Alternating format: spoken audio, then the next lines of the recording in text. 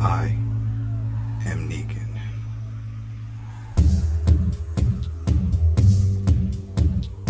I am Negan. I am Negan.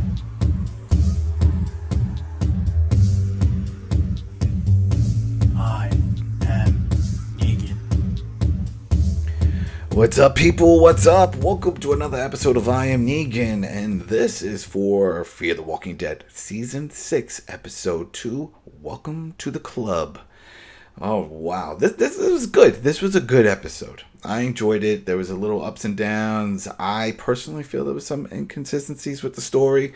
We'll get into that. But overall, I think it's on the right path for this season. I am your host, Adam Vale. Tonight I'm joined by Dana Abercrombie. Hello, everyone. And Richard Bailey Jr. Good evening, everyone. All right, people. All right. Thanks again for all the support for the show, especially for everything that we're doing here with the I Am Negan podcast. Thanks for the subs and the views. It's been great. Everybody's still interested in The Walking Dead, and that's fine by us because we're definitely invested. So here we go. Let's get this show started. The first scene looks like we're now at the compound of one of the compounds for Virginia. You see a group of men and women walking together in their jumpsuits. They have the number 41, sort of looks like a prison. It's dark. They're led into a warehouse. There's two men there. One is to the right. He has a gun. The other one to the left is holding onto a chain for a gate. Right, so on the other side of this fencing, this gate, the steel gate, within the warehouse, you hear growls and stuff. I mean, pretty much walkers, right? There's a lot of them banging on the gate. Don't know how deep this warehouse is. They don't give us one of those faraway shots so we could see. Like, is this a massive warehouse? Because it sounds like it's a massive warehouse. And as we find out later on, it does appear to be a massive warehouse.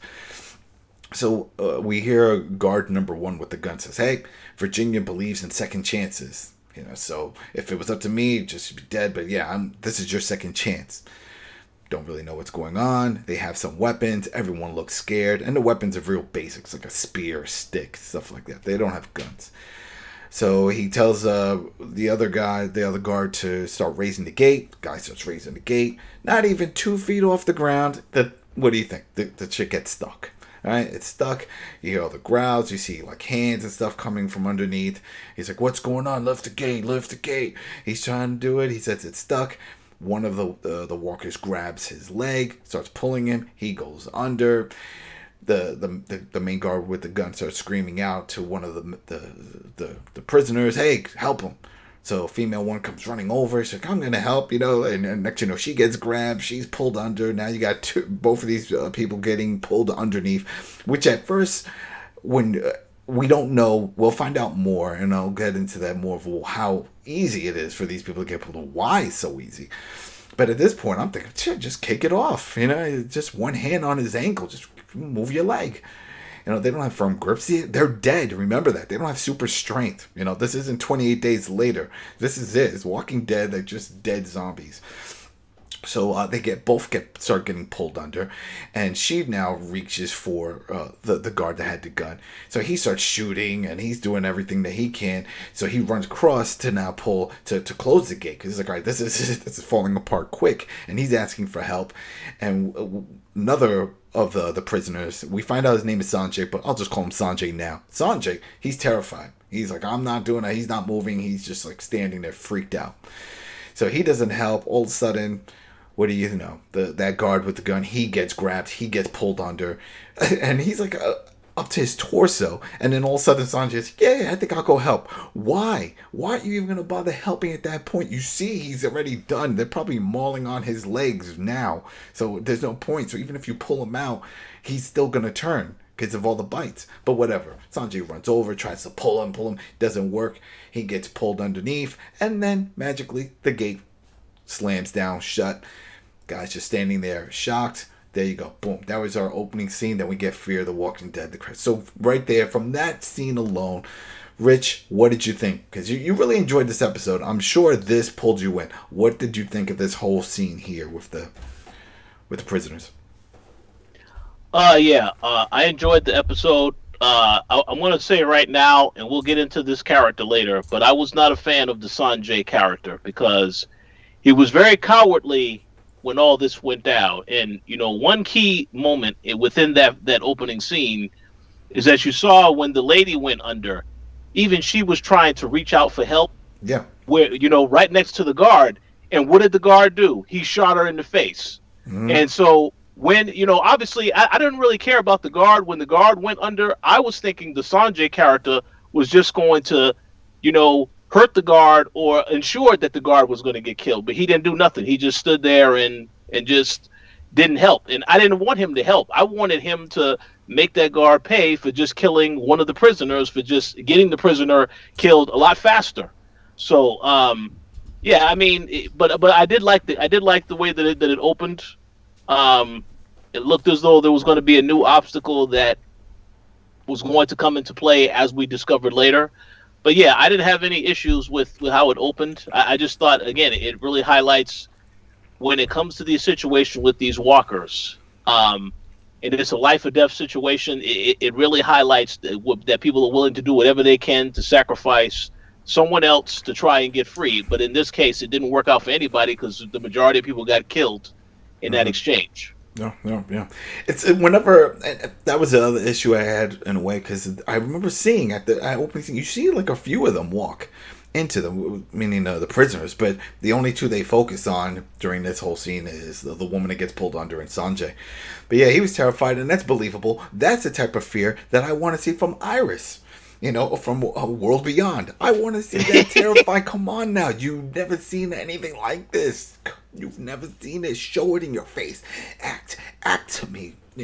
Deliver the fear. I mean, I don't know. I feel that personally, if you're going to be part of any of these type of shows, you should have some background in doing like horror. I want to know that you were in a horror movie or some other prior horror shows, that you know how to display fear and anxiety and dread, and just like, oh, that's what I want to see it on your face. You shouldn't even have to deliver a line. Just Jamie Lee Curtis this scene right now. Do it. But whatever. Once I saw that he was the focus, that they were showing him constantly instead of the other people in the group, I was like, all right, he's going to play a big part in this. Dana, you got anything you want to say on this before we move on? Well, yes, I particularly love this opening. As we'll know later on, it sets a lot of the tone for later on. But for me with this, it showed, I was very confused at first, with them just ushering them in and, giving them spears and saying, here you go, that's it. But the fact that there were other people there that had guns kind of made me feel like they could have neutralized the situation very easily, but they just chose not to. The fact that Sanjay was, terrified was a very believable reaction. And then him having that delayed response with trying to pull the guy out, even though he is one of the guys that's, an overseer guy who just is making him do this task.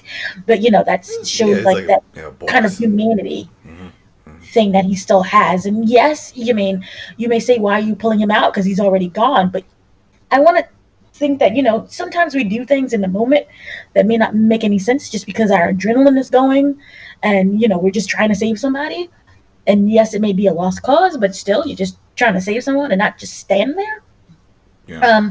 But in the end, his fear kind of was the reason why he lived. Yeah. In that self-preservation. Yeah, he stood back and he survived. Which again kind of made me wonder, where was everybody else with the guns? Because even their own men was just nobody else ran in. As we find out later on, that place has 10 rangers at all times. Yeah. So there was others. You would think they would have heard all the screams and was like, oh shoot, they're having some issues. Let's go and assist. Well, let me just throw this point in real quick to piggyback off of what Dana said. If it's one thing that I learned in this opening scene, it's that I really do not in any way fear any of Virginia's Rangers or anybody. They all did absolutely nothing. In this episode, you saw later what happened to some of them. So it is believable that they can be taken down. From that opening scene, it was believable to me. Okay, that threat could be neutralized very easily, but we'll see how they tell the storyline. And what I think we picked this up from the earlier ones is that these are not trained soldiers. Yeah. These are just people that she picks up, and if they're loyal and they want a job, this is the job they give them. So they're not mentally prepared for something like this, probably. They're not real soldiers have seen combat or been trained. They know how to react. They know what to do. This guy clearly didn't know, because then he would have stood back. He would have kept the distance. He would have called for help. Do something. But whatever. Or at least had some other weapons. That's so funny. He only had that one pistol, especially when you're dealing with a group. Later on, you see that they have assault rifles. So why didn't he have one of those with him? You're about to open up a gate with who knows how many walkers. You think that this group of ragtag prisoners that are terrified right now are going to be able to take them all out? It was silly. That just didn't make much sense. But whatever. Well, it's not the CRM. No, it's definitely not. Really? It's definitely not. There we go. All right, so the next scene we jump into, and we see Alicia and Strand. Victor Strand. I have to say both of them, just in case people get confused, because in this episode, they call them by both names, first and last. So anyway, we got to see Alicia, and we see Strand, and they're emptying buckets. They're wearing masks. They're emptying buckets, and it's shit buckets. You can clearly see it's shit buckets, and they're lighting on fire. This is it. They're latrine duty. That is their job. So as they're doing this dirty job, the SWAT van that they used to have shows up. We see two rangers in there. We find out that the ranger who's driving, his name is Marcus. He's the prick, right, that we're supposed to hate, because he clearly comes out and he tells them, it's like, hey, I'm over there down at the canteen about to have my meal, but we smell all this shit because the wind is blowing. So you got to move the canisters. Right? Out of nowhere, and this is really surprising with this delivery, with Strand saying, no, not doing it. You do it. And I'm like, this is not the Strand that I know, because usually he was plotting, he's trying to do something, he's really not trying to get into too many confrontations, because he's trying to plot a way out of this. But right here, I'm like, yeah, it's almost like a death wish. I said, well, this guy could just come out and shoot you, and sure enough, what happens? Both of the soldiers, the rangers, get out. He walks up, he says, oh, you think you're all high and mighty, so important, then how come you're over there with the shit bucket? And the best scene was like, he's like, just chucks at him. It's like, yeah, you're with the shit bucket. Just throws it at him. And again, I'm like, death wish. I guess he's just fed up and he's ready to die. Ranger points the gun at him. The other ranger says, hey, stand down, don't relax. And then this is where we get introduced to a new character. Her name, Dakota. There's a fence on the other side of this area, and a girl screams out, stop, don't shoot, whole thing. And we find out from another man who's behind her, it says, Dakota, get away from the fence. Now, he's the boss. He comes over, and I guess he overheard what was happening, because he instantly says, we're going to let Virginia handle this. Handle what? I mean, you try to figure out the situation, but whatever. They jump real quick from that scene to the next scene. Now we see them, and I'll get you guys in, because there's a key point that's coming up. But nothing really crazy happened here. Once they get into the town, you see Alicia and Strand, and they're handcuffed, and they're walking through this busy town, hustle and bustle, and everybody seems real nonchalant, like this is okay. There's nothing crazy about seeing two people walking through handcuffed with a gunman behind them. Whatever. I guess it's just part of life there. But then we see that Dakota is on the side following them. Alicia sees her, says, oh, thanks for trying to help. And she was like, oh, yeah, we know who you are. I know who you are. And, Marcus is a prick and da-da-da. So the next scene, and this is where we're going to get into, we see Virginia, she's getting a haircut. And who's doing the haircut? It's Daniel. And if you know from his original story, he owned a barbershop. He knows how to cut hair. So he's cutting her hair, doing the whole thing. Alicia and Strand are escorted into that office room area where she's at. And this right here was a very important scene. A lot happens here, because basically we find out that there's some kind of arrangement or something going on, because once Virginia discovers, like, hey, Strand, I see that you assaulted one of my officers. She could have just put him down there. She could have just said, that's it, you're going to die. But she says, no, you know what? I'm going to give you another chance to redeem yourself. You and Alicia, you're going to go and you're going to do this other mission. Marcus is going to take you to go do that. And then the part, this is what I'm going to ask you guys, very awkward, is that the guards leave, Virginia leaves, and Daniel is there with Alicia and Strand. Why would they leave Daniel there? Someone that was part of the crew. Why would they do that? Now, we're going to get into it, because there's just a lot here, but right there, you see Strand trying to talk to Daniel. Daniel doesn't. It says, "I don't know who you are." He's packing up his tools. Daniel starts talking to him in Spanish. Thinking maybe that'll trigger. Again, he says, "I don't know who you are." And then Daniel says, "You know what? You look like you're just a troubled man. You have some burdens. Some stuff going on."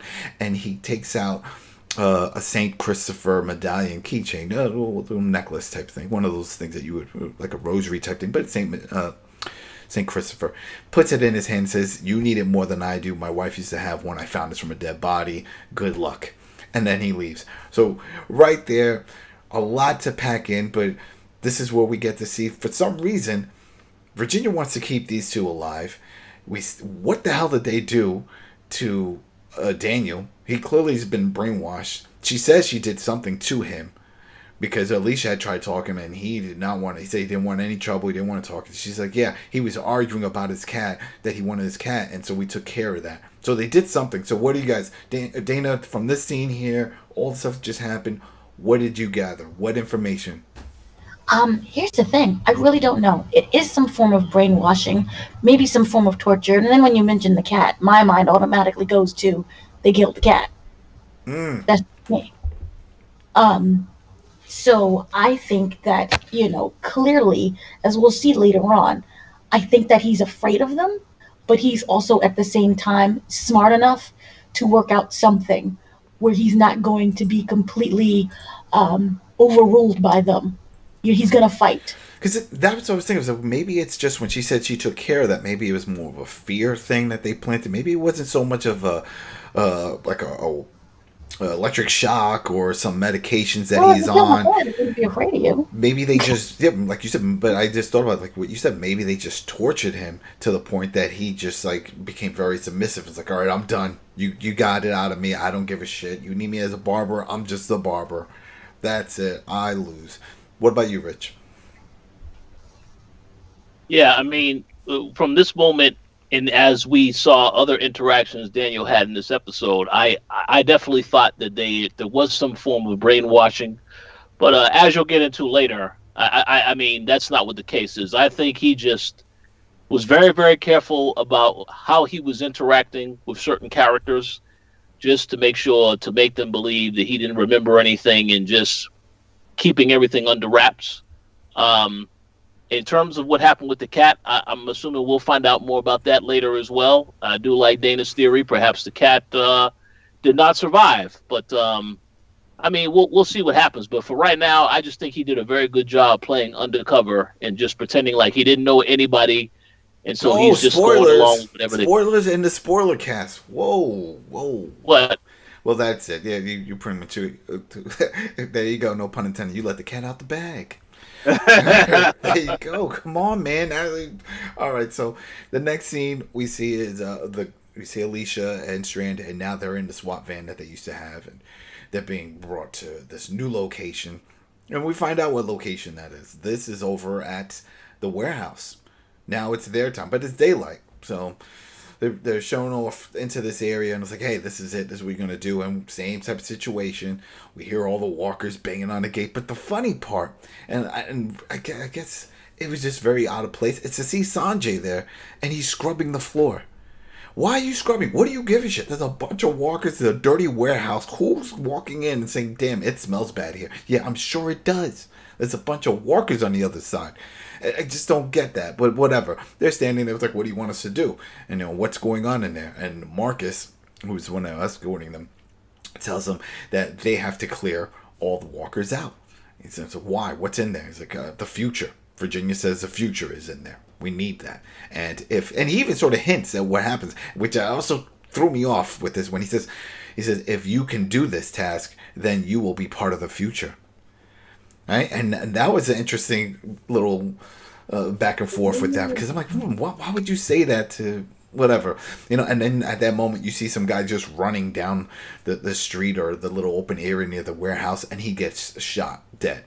And you see that there's a ranger up on a structure further off in the distance. He's like, yeah, every once in a while we get runners, but this is what happens to them. And he gets shot. So it's like, all right, so how are we going to take care of all these walkers?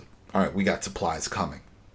All right, so now we have time for them just to linger around, which is another weird part of this situation. So they just say, all right, just stay here and hang out.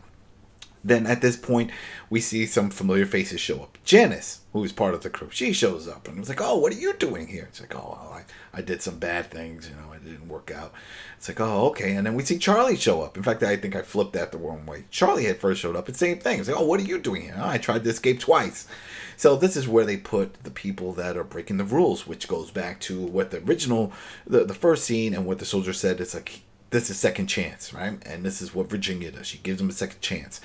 So we got these 4 original crew now all together, and they're like, what are we supposed to do? We got to clear this room out. This is what they're saying. Janice points that there's a bunch of other prisoners behind a fence.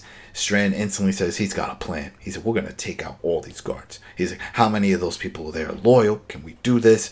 Will they work with us? Janice's like, some of them are, some may not. It's going to be the same situation like Sanjay. There probably some that don't want to do anything. So he's like, well, we got to come up with a plan. So right here, we're seeing something get formed.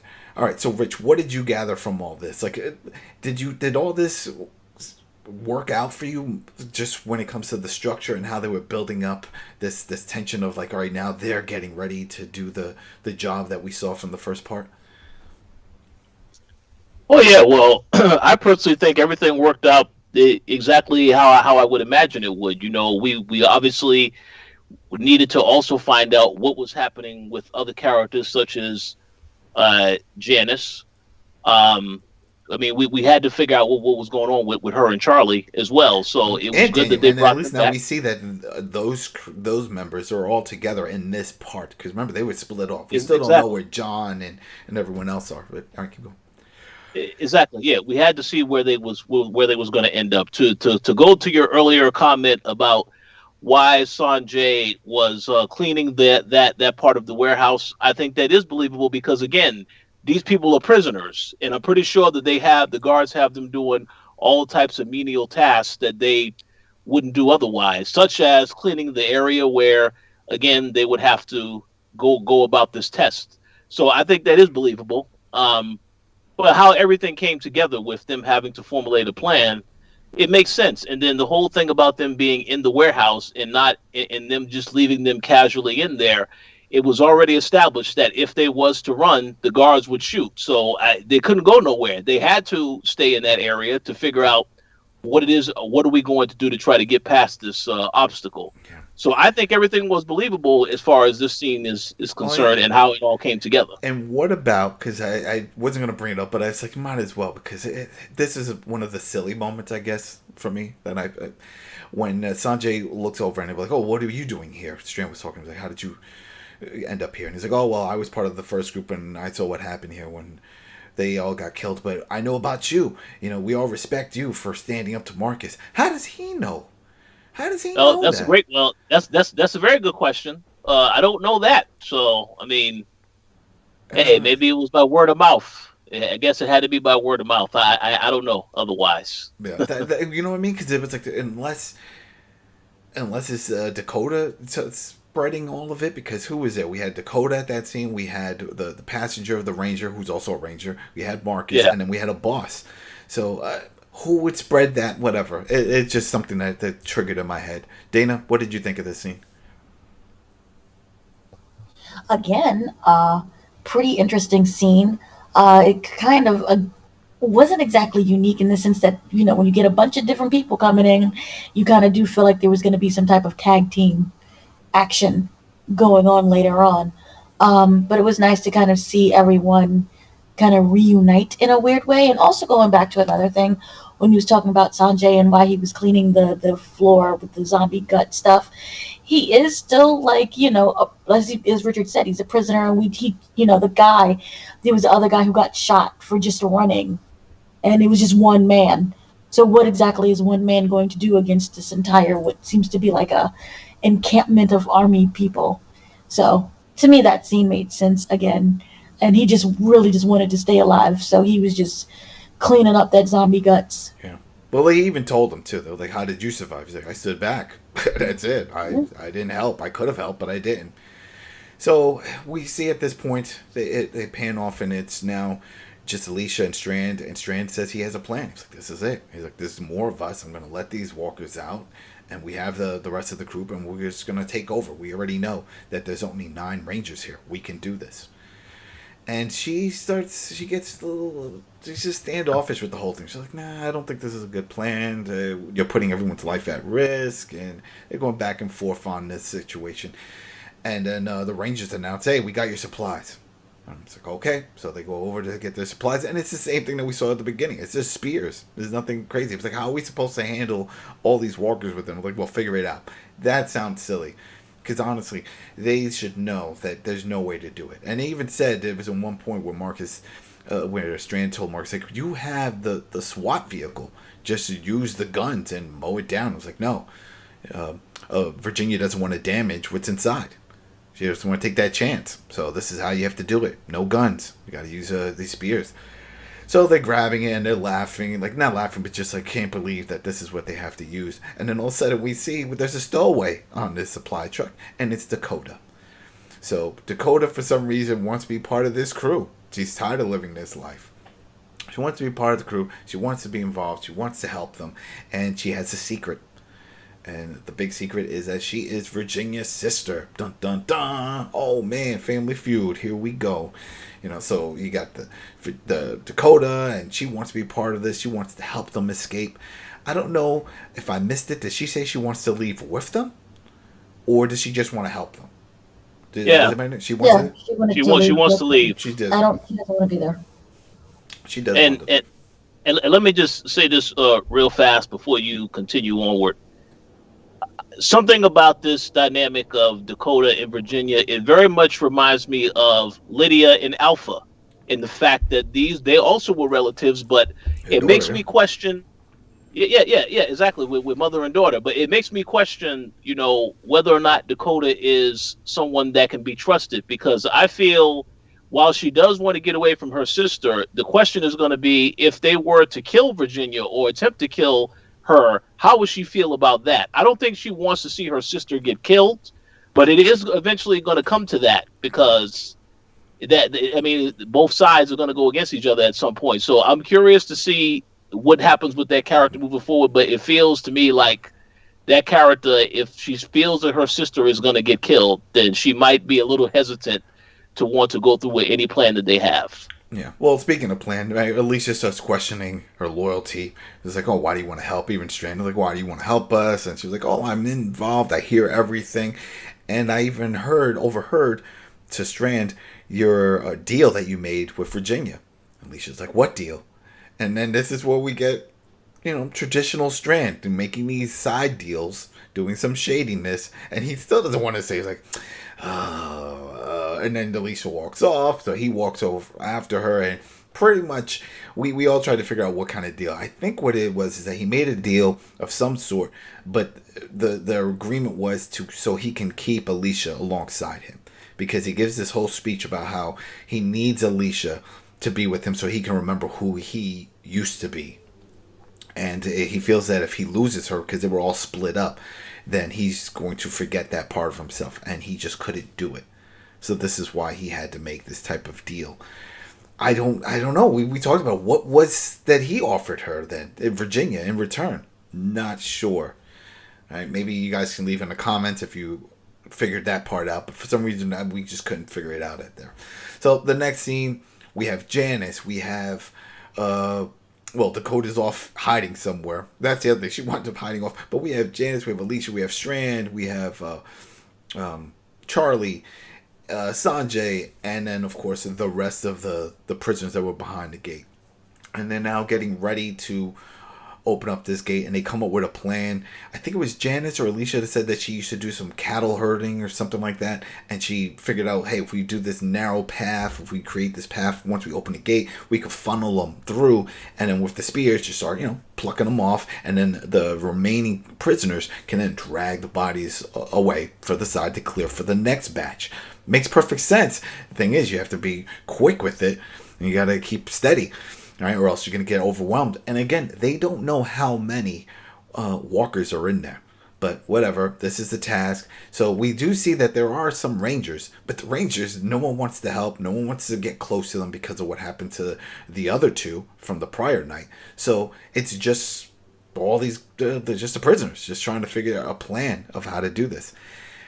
That, I don't know. Something about it didn't feel right with me, especially when you could see that they're now leading a path out of the warehouse. So none of the Rangers found an issue with that.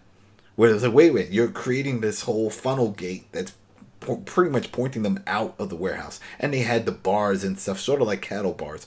And they were like, yeah, this is how we're going to do it. So it's going to force them into this one funnel. And then we just, and you get them. But whatever. We don't ever hear anything. No issues from the Rangers. They seem to be cool with it as long as they don't have to get involved.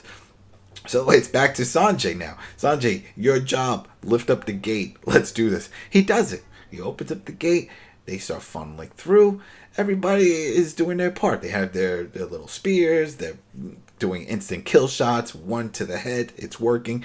This is believable at this point because they're all experienced, right? They've been doing this for now 6 seasons, so it's no biggie for them. No one's panicking or freaking out. And then the other prisoners are doing their part. They're dragging bodies away.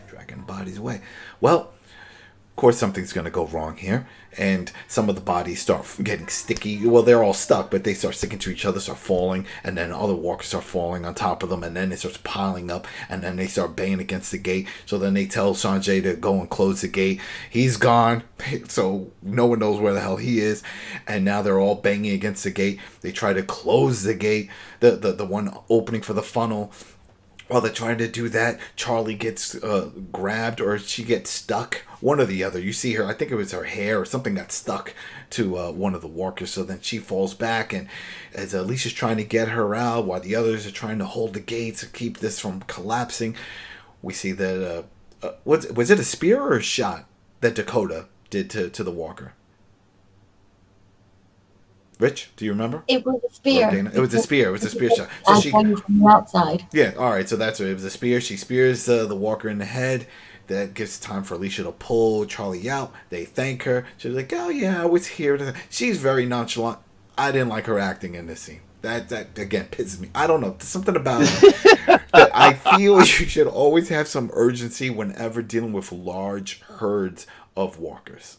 I'm sorry. Regardless of what show we're watching, there should always be an urgency because there's so many of them. Anything can happen. If it's one or two, go ahead. You can be real nonchalant about doing this. But when you see that many, and they made it look like it was hundreds, right? It was just like, it looked like an endless amount of walkers just funneling through. But whatever. So she's there, and then the perfect timing, you see the soldiers coming with the guns, because I guess they were looking for her. They're like, oh, we found her here on the walkie-talkie, calling Virginia. We found her. They grab her. What are you doing here? She's like, let go of me. Don't touch me. Doing that whole little thing. And they tell all the prisoners with Alicia and Strand to get against the wall, put your weapons down. They're like, you see what's happening here. You see what's going on. That's going to collapse. No, shut up. No. Whatever. They get in their faces. What do you think happens? The whole thing collapses. All the walkers start funneling through. All hell breaks loose. Now this was a fun scene. And I just want to get you guys' insight on all this because this is where we see, like what you have mentioned about these Rangers. They call themselves Rangers. They don't know what the hell they're doing. They got assault rifles and they're just spraying them everywhere and they're still dying. So they quickly, the handful that are there, they all get killed. So as they're getting killed, and you got all the other soldiers running around, and everyone's screaming. And I mean, that's the prisoners, and some of them are getting eaten as well. And Strand and Alicia, they're just using a spear, and Alicia's like, "We need guns!" And camera pans showing that all the Rangers are dead, and they left their weapons. Yeah. So before we move on, what did you guys get from all this? There was a lot that happened here. Did you enjoy this? Because this was kind of fun scene, but just the structure and how they put this together and they built all this quick because, again, it's still daylight. It wasn't nightfall yet. I thought, if anything, this was going to take an all-day thing to build this funnel system, but they made it seem like, it was something they can put up. So, Dana, what did you think of this? I really enjoyed this scene. It also showed the intelligence that they had. Instead of just, opening the gate and they all just pour out, let's put them through this cattle and take them off one by one. The fact that they didn't seem to account for the sides possibly collapsing due to just the sheer amount of walkers coming through. Yeah, they didn't know. We didn't know. No one Right. knew how big that warehouse area was. Or how Right. deep. And so that kind of added to the drama to it. Also, there was the fact that you described them as molasses, the zombies, that stickiness thing. Yeah, that's right. The molasses. That's why they're so And sticky. that's how, like, I really thought that the names forgot me. The woman who got caught by the hair. Charlie. Yes, I was like, oh, she's a goner. Mm-hmm. And it really did a great job kind of building that tension thing. And I didn't even think about the sister, until she kind of came in and was like, yeah, I was on the outside. Which again kind of makes me wonder if she is like a double spy or just a spy, in the sense that she was always out there just watching them, Yep. and whether or Because not. she ran back in. She ran back in to hide because she didn't want the soldiers to find her again. So, Right. But again, at the same time, she's her sister. So I don't know if it's teenage angst that she's going through, or that her sister. Again, I don't want to think that the sister would send in her little sister and put her in danger for that. But I just kind of wonder if she would report to her to tell her what was really going on. Also, another thing that I really did like is the fact that um, that was said that Virginia wants what's inside the warehouse, and I did not understand what that meant. I thought, remember back to the first episode with the key. mm-hmm. After that beheading, I was thinking maybe it's like a collection of keys that opens up to something. Yeah. And it's like some weird sick scavenger hunt they have to go and find. I was thinking drones because they said, "Oh, Virginia needs whatever in there to deal with someone that she's trying to find." And I was like, "Oh, well, there's probably a bunch of drones." And yeah, maybe it had something to do with the keys. Once they clear all the walkers, there's a bunch of drones in the back. This used to be an Amazon warehouse, and now they need these drones. These are the Amazon's delivery drones. And now they need these drones that they can send out to go find, with the cameras to go find Morgan. That's what I was thinking. It was something. But all right, continue.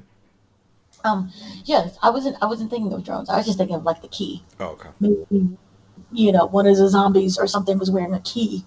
Or if it was a specific zombie, I didn't fully know. So that was like a wonderful part of suspense that they built there as well.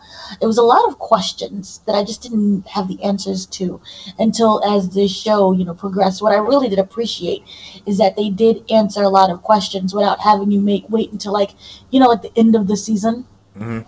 In order to find out things. So, when we get to later on as to, why they were, I don't know, to say picked or chosen, or they ended up, not dying for a reason. So I appreciated that. I was also a little, Sanjay didn't do anything.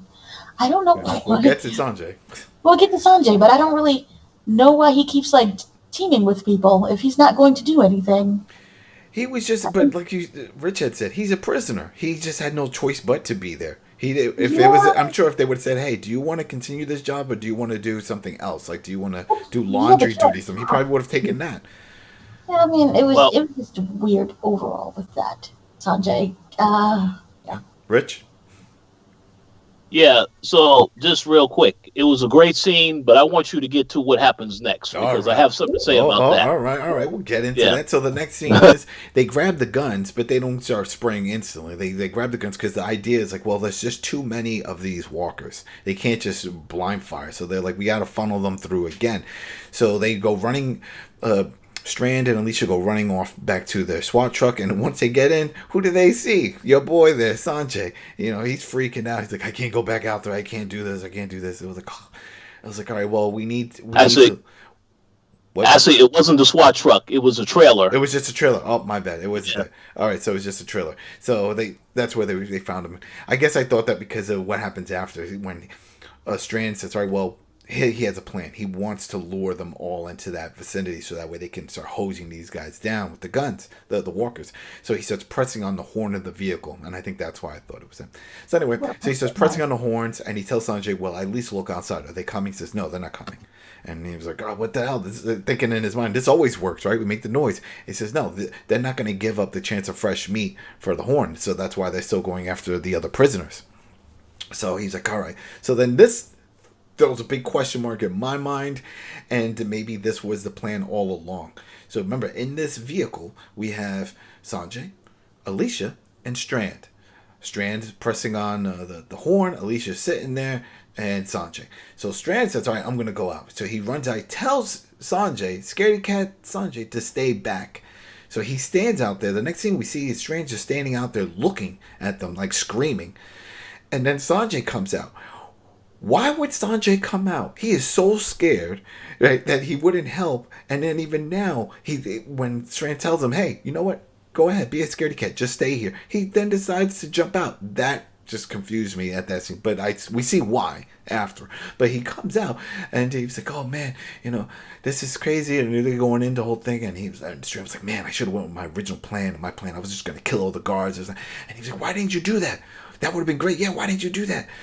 And then the stranger just looks at him and just slams him against the side of the wall, covers his mouth, and stabs him a bunch of times. Says, you're going to be the hero you should be right now. So this makes me wonder, and I want to just get your opinion on this scene here. Was this Strand's plan all along? Meaning, like, when he heard Sanjay say the walkers are not going to give up the chance for fresh meat for the horn. Do you think this was his plan to hopefully lure Sanjay out so that way he can stab him and use him as bait?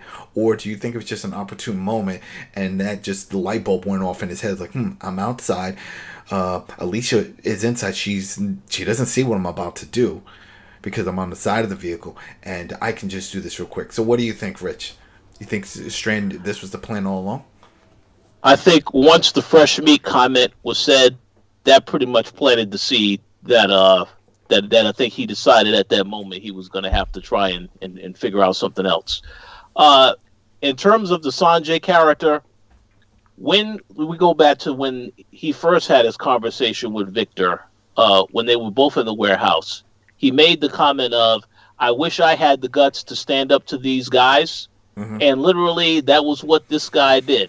That was literally what Victor made happen. Yeah, because he sliced him, the guts are exposed, and of course the zombies. Oh, here comes the walkers right to Sanjay. And I will say this, because I know when we were watching this episode, we all watched it at different times.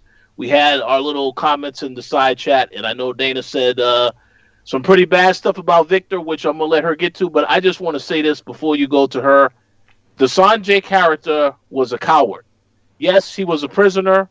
But even in the situation where when they first started this plan and he rose the gates, he just completely disappeared. Yeah. There was no way for the walkers to get to him where he was at because that side of the cowbell wasn't falling apart. It was the other side. Yeah. So for him to just give up, it was his fault that things escalated to the way that they did because he could have just lowered the gate. Yeah, and he could control it. He wasn't there to close it. So I personally think he got what he deserved in the end.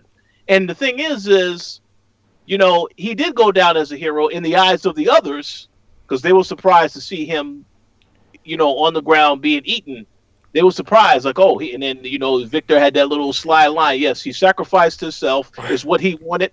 And when we know that was BS. Mm-hmm. So I thought that was hilarious. But yeah, I thought it was that character. I felt like something had to happen to that character because prior to all of this, like, all he had to do was close that gate and things wouldn't have escalated past what happened. So, yeah, it is his fault, so he had to pay the price. Mm-hmm. Dana, what do you think about this whole scene here with Strand? Well, first of all, I speak highly of Victor. Yay. The thing with that, it happened to be for me a matter of convenience. If you notice that Sanjay was in the trailer, he also had the pocket knife that he was clutching onto for like dear life. And it wasn't until that moment where he said they're not going to do anything unless there's fresh meat, because it made no sense for him to come outside at all. So I think Sanjay is one of those people who's just terrified, just in general, and can't sit still. And he'll just follow anyone, it seems like to me. Yeah. Because there was a lot of moments, well, why couldn't he just, stay put? And he didn't. Yeah, because I think that whole thing with Victor with Strand, I like calling him just Strand. When Strand went out of the vehicle and was like screaming and doing the whole thing, trying to lure the walkers, I don't think he had the plan to kill Sanjay to use him as bait. Because if he did, he could have said, all right, come on, come with me outside. We're going to come up with a plan. But he didn't, and it was like, oh wow, this is great timing. You just came out here, you just told me this whole thing of the plan, and Remember, there's a key. If we dig deep into this one part when Sanjay told Strand, like, man, that sounds like a great plan. Why didn't you do it? And it's because that was the mindset of old Strand, being very reckless, and that was why he didn't do it, because Alicia was like, you're going to put us all at risk. You've heard what happened to others that have tried to escape in this era. We know there's a bunch of soldiers. Some of us are going to die. And he's always been there because it's all about himself. He's all about survival and doing what's best for himself. And so he said, you know what, you're right. And so right now, this is what's best. And so he just went back to the old Strand mentality and he killed this one. It's like, yeah, you're going to do your part now. You're going to be the bait. So he dumped them out there. And that's when all the walkers now start coming because they hear the bait. But of course, we have all the guns on this side. And then they can just hose them down. All right, so let's just get to the next part, and this is the part that pissed me off. Also, and again, pissed me off in a weird way. Not that I hate the show, way, just like, oh, come on, man, is this really where we're going with this? Is that now that all the walkers are dead, they go inside. I think it was with Charlie and then Dakota. Dakota, if I remember right, if she was leading the way, because she was like, I know what's in here. I know what my sister wanted was in here, the weapon. They don't find anything. And they're looking around and she's like, no, and it's like, oh, maybe this was all a trap. This is just us to do their dirty work. That's what Strand had said. And she's like, no, there's something here. There's something here. And we hear on the walkie-talkie of one of the fallen soldiers, it's like, hey, it's Virginia. She's like, I'm on my way. Hold my sister. I'm on my way. So we know she's coming with her entourage. What are they going to do? Are they going to fight? Do they do the fight? It's like, no, we're not going to fight. We're just going to wait. Virginia and the soldiers show up. They see everything that went down here. They got their guns. And Strand's going to take responsibility. He says, you know what? Don't blame them. This was all me. I'm sorry. Just take it out on me, not on them. Dakota goes running off to, the sister calls, Virginia calls for Dakota over, says, you're never going to leave my side again, get to the truck or whatever it was. And then this is the part, she tells Victor, she's like, what do you mean, what's to be upset about? You did something that no one else can do. You cleared this warehouse of all these walkers. You are a leader, and you did a great job with this army. You've been promoted. You are now a leader. This is why I did this. This whole thing was pretty much, a test to find someone that can put together a group that can complete this type of task. And he did it. So now he is part of the group and of her army. And this whole thing just didn't get, I don't know. It just confused me. And then she was like, oh, and if you're gonna have to prepare them, and eventually I'm going to call on you for a mission. But if they ever fall out of line, and she handed him something. What was that? Rich or Dana, do you know what she put in his hand? I thought it was a key. Oh, that's right. You said it was a key. Yeah, you said it was a key. Okay, so she gave him the key. Don't know how that's relevant to the whole thing, but yeah, there you go. Because she said that it wasn't so much like, here's a key, but it was like, oh, here, if you ever need to put them in line. So what, to lock them up? I don't know. It was weird. But so basically, this ragtag group of survivors, of prisoners, is now his army. Because that's the way she describes it. Like, hey, you're going to help build me this army, and you're going to have this group. You guys did a great job, and you led the way. How does she know it was him? That's the thing. It really wasn't. I think it was Janice that came up with the whole idea of the cattle ranch layout and the funnel. It wasn't Strand's idea. But yet, she still puts him as the leader of this whole thing. So, all right. So, Dana, what did you think of that little conversation, that discovery? And then also that there was no weapon. He was the weapon. Whoever was able to complete this task is her weapon. It was smart. Here's the thing.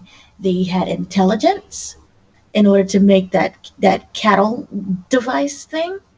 They used their strength. They used teamwork.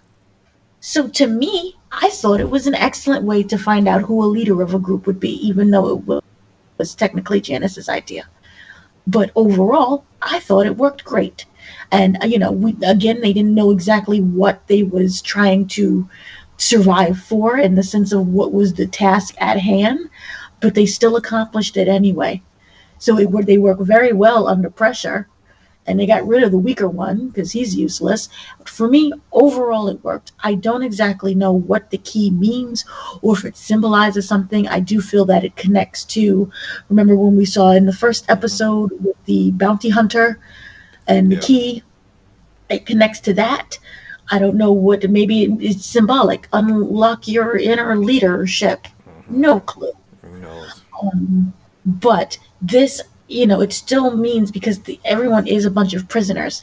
So I do see that this is, they're going to overtake, or at least try to overtake maybe her and the guards or whomever, whatever situation is that they're doing next. I don't know if this means that they have to like now train as an army. I don't know if this means they're just off to do missions.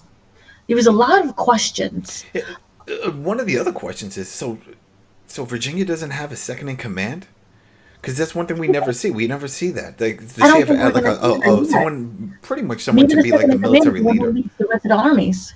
Oh, because I think she's trying, because she promoted him. So I'm thinking, and what we'll talk about in the next scene, I think that role now has been filled by Strand. That he's in charge of it, because that's what I was wondering at that moment. I was like, all right, well, if he's creating your army, who was controlling all this before? Was it really just you?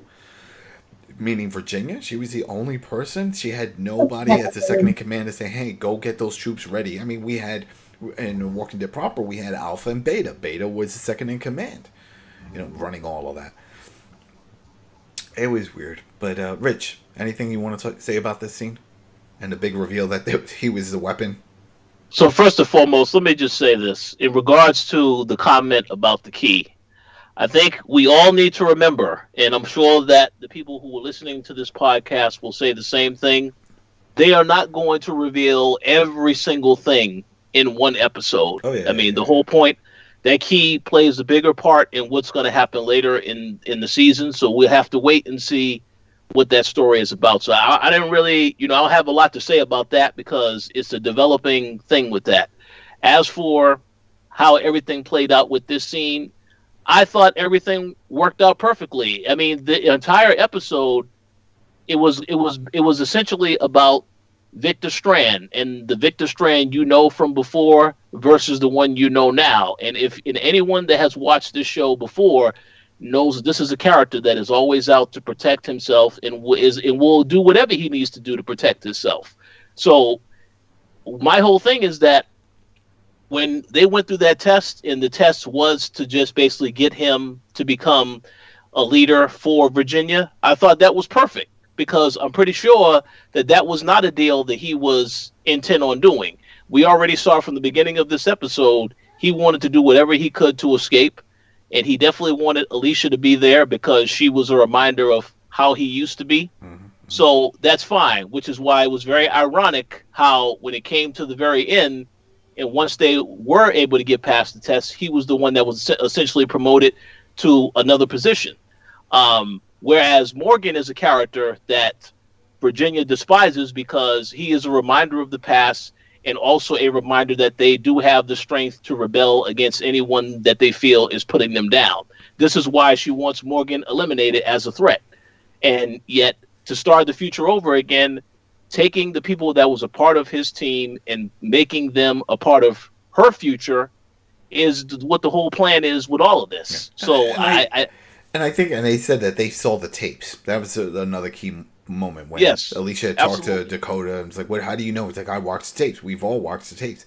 But I think that was a big part also, the story of Morgan, like you said. It's not so much that he's just a leader, but here it is. He was a wanderer who showed up and created a group. He found all these people, put them together, and I think Virginia sees that he is a threat, that he can do the same again.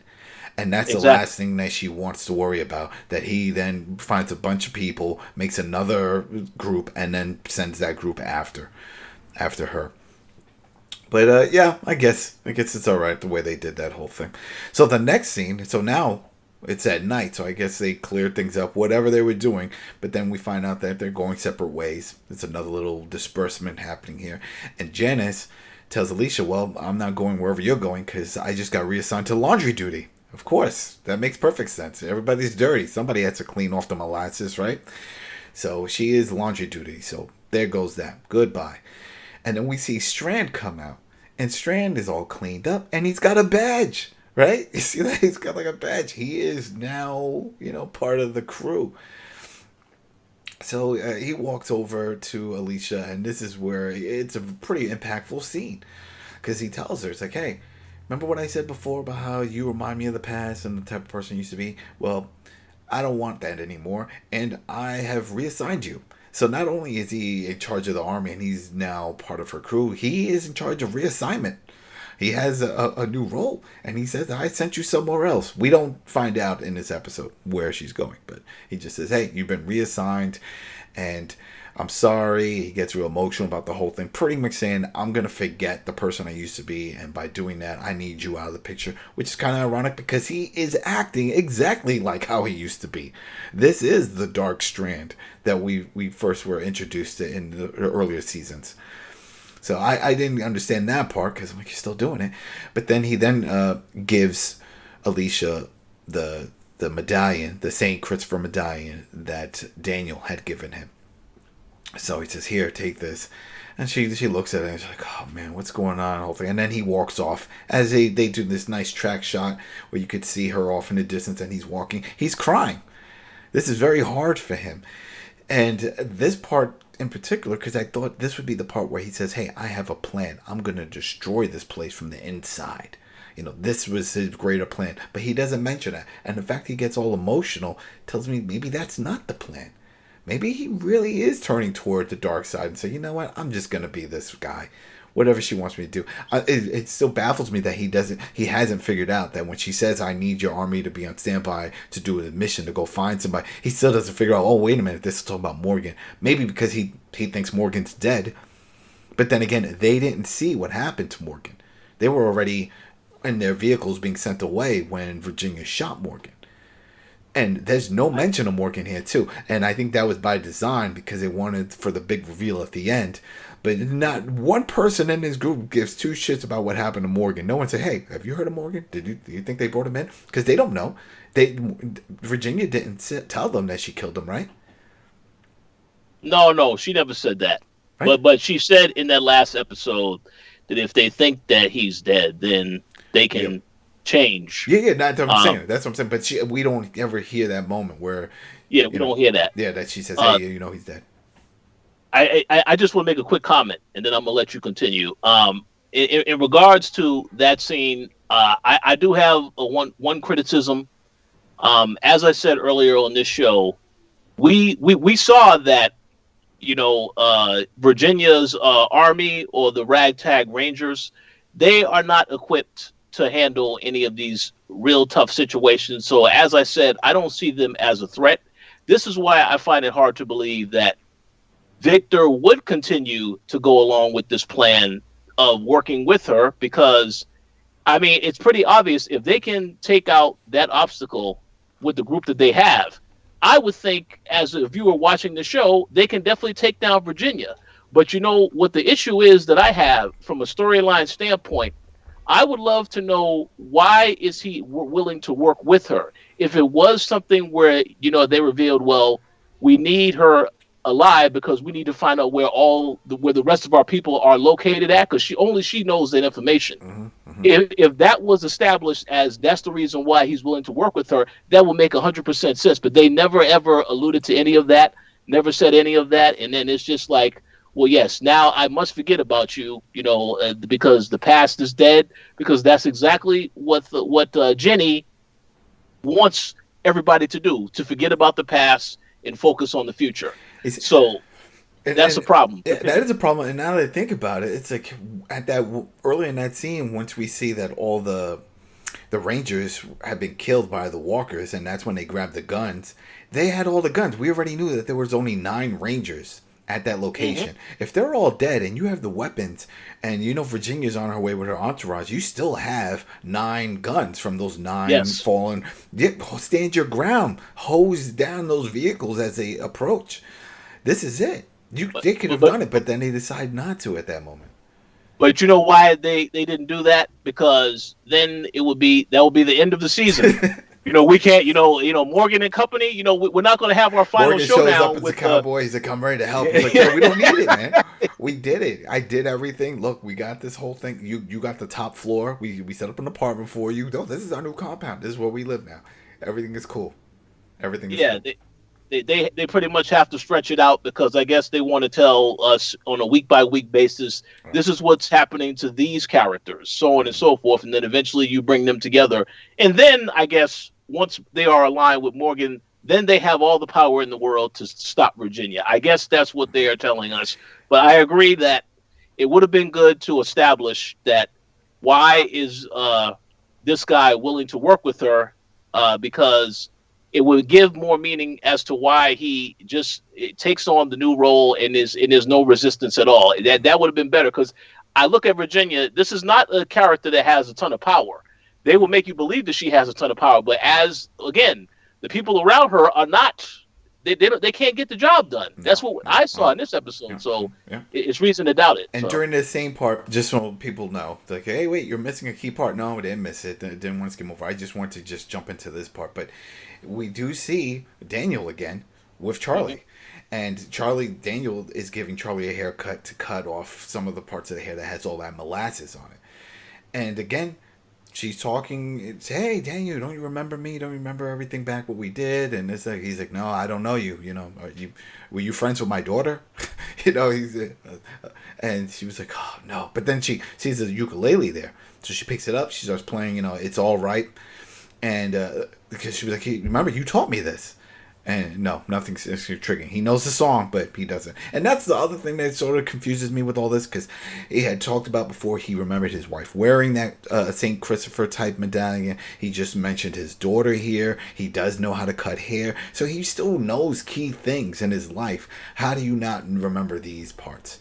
But this was a very quick little segment right here where he still says like he doesn't remember anything. But I think we don't find out where Charlie goes. We know Janice goes to laundry duty. We know that Alicia gets sent off somewhere. But we don't... Did I miss that? Did anybody here know where Charlie goes? Yeah, they never said that. So I guess we'll find out. Right? They never said that. Right? All right. So then, so this is it. So this is the final scene. As mentioned, Strand is walking off crying. Which Alicia gets into a vehicle that gets taken off, and then now we see there's a soldier, a ranger. We see Daniel. It's a wagon, and we see there was was there somebody else? I'm missing something. I feel like there was somebody else in the back of the wagon, or was it just Daniel and? Daniel was taking the guard somewhere. That's it. All right. So I wasn't sure if there was somebody, but he starts whistling the same time. It's all right, and then he hears something, and then he stops. The wagon comes like, hey, what's going on? He's like, I left my good scissors inside. I need my good scissors. The ones I have on me are going to be horrible. It's going to take forever to do cuts. And the guy was like, oh, fine, I'll go get it. So he goes in, which is kind of funny because, I mean, if anything, you would probably tell the guy who forgot it, because then he would clearly know where the scissors are, right? But whatever. He says he's going to go get it. Daniel gets out of the wagon. He does the whistle again. He hears the whistle respond back off in the distance. He starts walking further out. He sees a walker. As the walker starts approaching him, walker gets killed by a staff. We know what's going to pop up here. We know who's going to pop up here. Sure enough. And it's very dramatic, too. It's like the hat, with the head down. And then, because you hear Daniel say, hey, thank you, friend. Or something to that effect, and then the camera zooms in and you see the hat, and the ruggedness of the hat, the dirt and the grit, and then it lifts up and you see Morgan's like, you know who I am, Daniel. That whole thing, and I was just waiting for that old Western music to play off in the background, or something. Maybe they couldn't get the rights, but it would have been perfect for that moment. And this is where we now, and you had alluded to this earlier, it's like it's the cat's out of the bag. Daniel is just fooling everybody. He's just playing dumb. He knows, and he's like, it's good to see you, Morgan. He takes his hand out. They shake hands. Boom. The scene is over. So now we know Daniel's playing dumb. He clearly knows everything that's going on, but he's trying to play dumb so that way he can maybe gather more information. Clearly he's close with Virginia because he was cutting her hair. He had scissors. He could have easily just stabbed her. I'm like, I'm the ruler of this land. He could have did something like that. But he didn't. And poof, we see that Morgan has found the right location, because that was the thing. We didn't know where Morgan was going to go. We knew Morgan said in the last episode, hey, this is it. There's a new version of me. And he was on a mission. Maybe he has a map, because we know that there are multiple compounds that Virginia has. Well, he chose the right one, because not only did he find Daniel, he also found Strand, and he found this is where Virginia is based. So, and of course, and Alicia and Charlie and Janice, and I'm sure they're going to play a part in the next episode, because I'm thinking that this plan now is to free them and to fight back in this location. But then I have a feeling next episode is going to show us the other location, so we can see where June and John and the rest are, and with the rabbi and stuff like that. So they're going to be on that part. But right here, I think this was kind of cool. We got to see it. It leaves a lot of questions. The big reveal, of course, was the Daniel thing, and I sort of felt that this was going to happen. I couldn't believe that Virginia had this type of technology or medicine or whatever it was, the drugs that could just wipe someone's memory. But I don't know. Rich, Dana, whoever want to jump in, what did you think of this closing scene of episode 2? Excellent. It was a pure cowboy moment. I loved it. Was a couple of confusing things, because I was like, oh, I forgot my scissors. I thought he was going to go back and get his scissors. Himself. I can't believe I brushed over this. I actually did forget. That one soldier that was there that said goodbye to Strand, he says, welcome to the club. And that's the name of this episode. So if anybody was wondering, welcome to the club. And also, in that, in the very leading up to that last scene with Morgan, Strand did once again try to reach out to Daniel, and then remember he told him, well, you're very lucky. Yes, that's right. He said it in Spanish that you can't remember everything. Yeah, he told him in Spanish, you're lucky that you can't remember. That's when he walked up, started crying. Yeah. So that's very important that you remembered that scene, because that tells Daniel also that I was going to call him Morgan, that Strand is still dealing with this as a serious issue. He hasn't fully embraced Virginia's ideas and now has fallen into the fold. He still has that conflict. He doesn't want to do this. And it's hard for him. So that's important, because we know from the previous seasons, Daniel doesn't like Strand, doesn't trust him, really wanted to kill him multiple times. Of course, he got shot in the face by Strand. There's a bunch of things. People thought that Daniel was dead in a fire. Crazy backstory. I'm sure the listeners of this already know that. All right, so keep going. So, yes, I thought he was going to go back and get the scissors himself, but he wasn't. And then this is the moment where I kind of suspected something was a little bit off. He goes out of the horse carriage, which I thought was kind of odd. And I thought that this was like maybe he was going to plant something in order to, I don't know, distract the other guys or maybe kill off somebody. I don't know what. But then he reaches out and he pulls out a knife, and he's standing right next to the horse, right next to his eye. And The Walking Dead and horses does not have a... He talked to the horse, too. Yes. Which is like, Lord. Yeah. That kind of made me really think something awful was going to happen. The show does not have a good reputation with animals, especially horses. But the fact that, he was whistling and someone whistled back was like, oh, okay, this is weird. And I didn't know if Morgan the entire time was casing the joint. Because just to come out at that exact moment and to know that it was him. And, it kind of seemed like a weird coincidence, because the fact that he said, I left my scissors. And so you think he really did I think it was a plan. Oh, you think it was a plan? All right, because that's the thing. I thought that when he whistled and he heard the whistle back, that's when he decided to stop and then want to investigate. So he told the guy, hey, I left my scissors, and then the guy left. Dude, but you're thinking... It was way too convenient for me, because it was like, oh, I left my scissors all of a sudden to distract the guy. I'm going to come out of the carriage, pull out a knife, just, start then wait for a whistle back. To me, that's a signal. Yeah. People whistle. It was a whistle. Yeah, it was a signal. And that was his favorite song. Mm-hmm. And the fact that you say, we previously heard, no, I don't know this song, it's just like, I don't know what you're talking about. but everybody knows the song. But it's just something like it was too convenient. So for me, I felt like this was some weird plan. How they got the plan out, I don't know, but this was some kind of plan.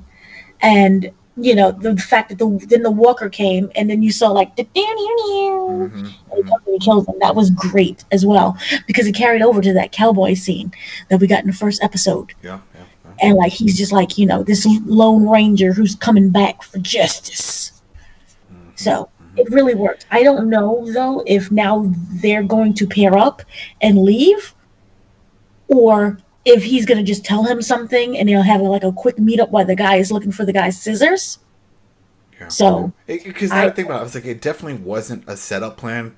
Just from the reaction we see with Daniel, it was like, it's good to see you, Morgan. So it's not like, oh, well, I saw you again, earlier, and this is it, and now we're just meeting up again to get the strategy out. Carrier or something for him to get the message out.